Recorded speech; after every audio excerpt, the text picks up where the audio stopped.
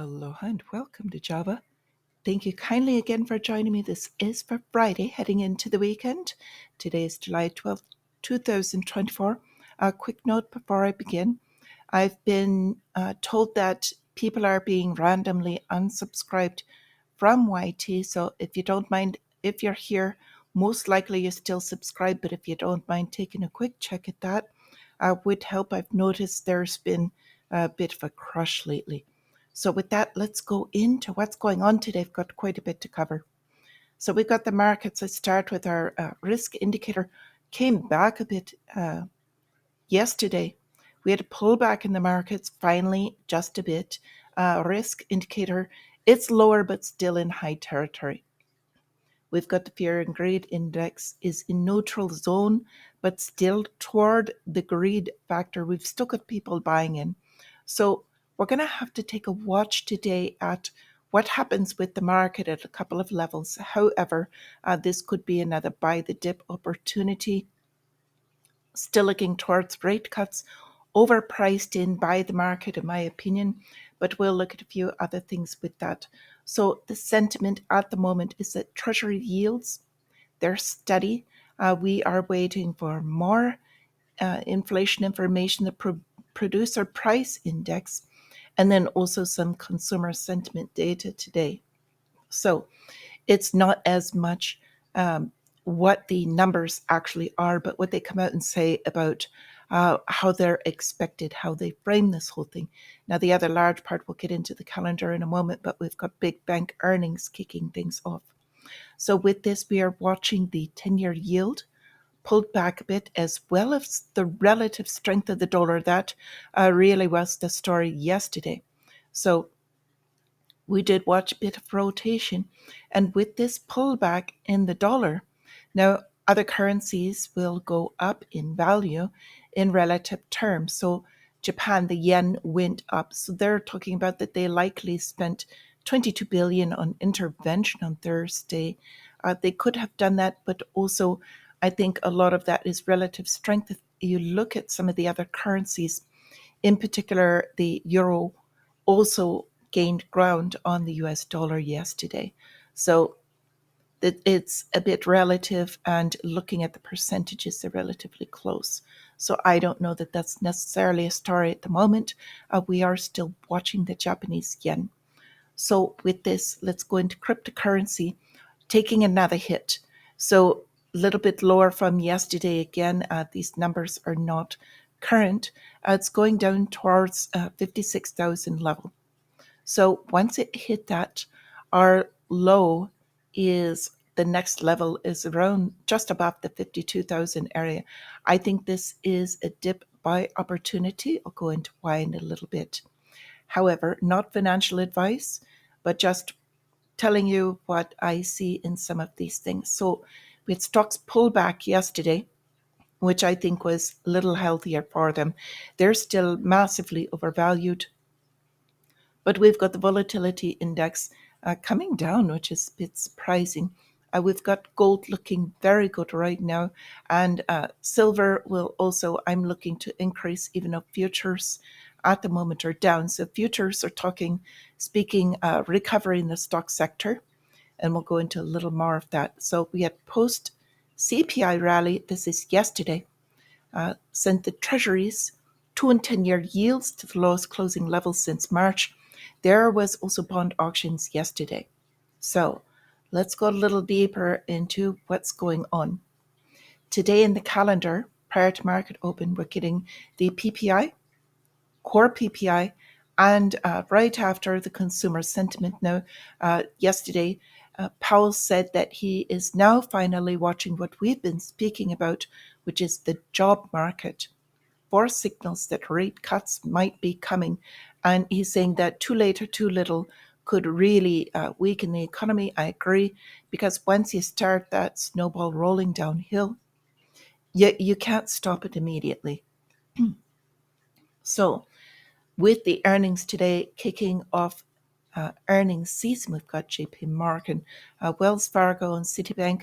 Actually, they are reporting as I'm doing this. Looks like JP Morgan doing really well, and Wells Fargo, unsurprisingly, taking a hit. I told you before, in my opinion, of the major banks, they're one of the ones taking major hit. Greg seems to think it is Bank of America. They are both one of the two poised. Now, Citibank has already had a bit of a correction.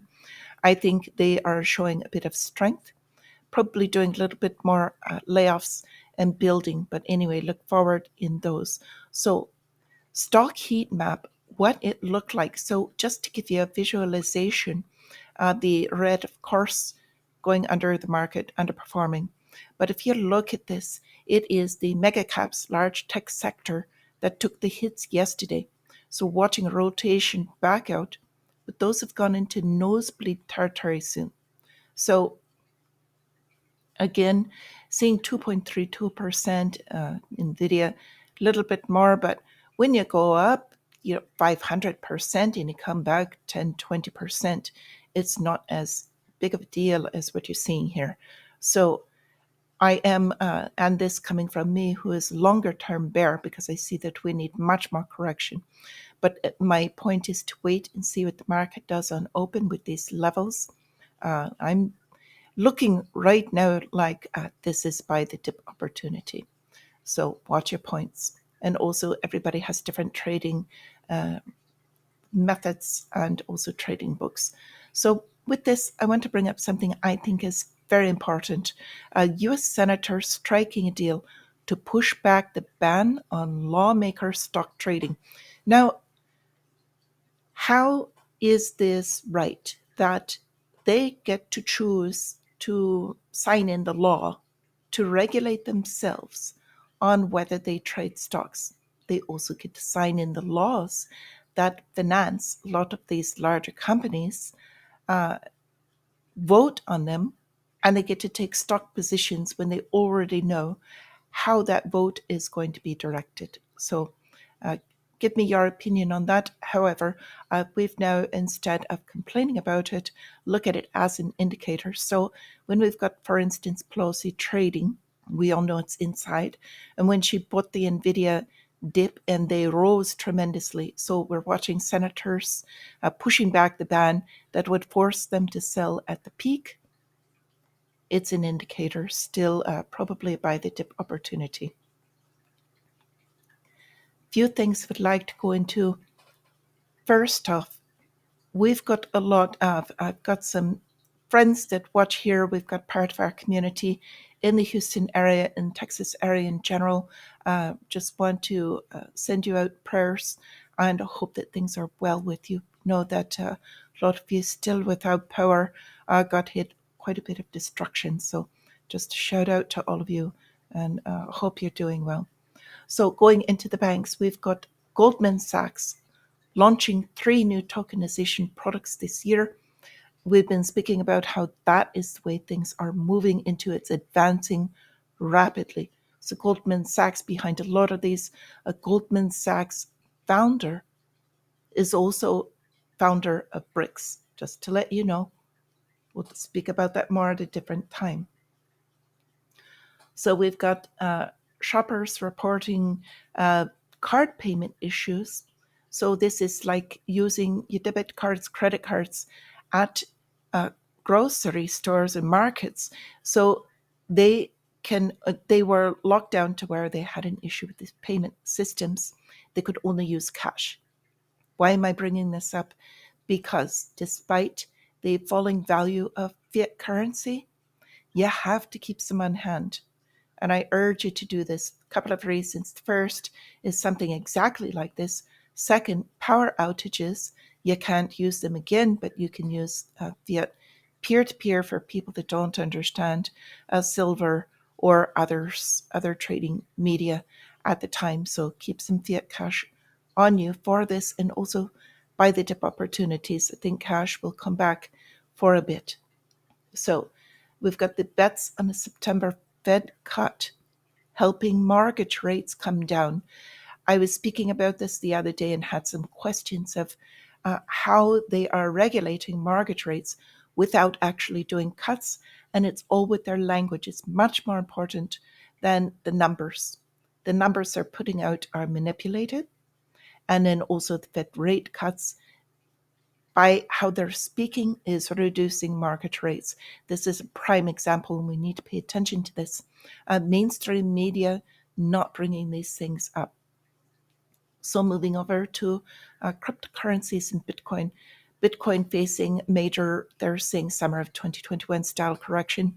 So this was the last time there was major pullback, but when there was, it also went back into strength.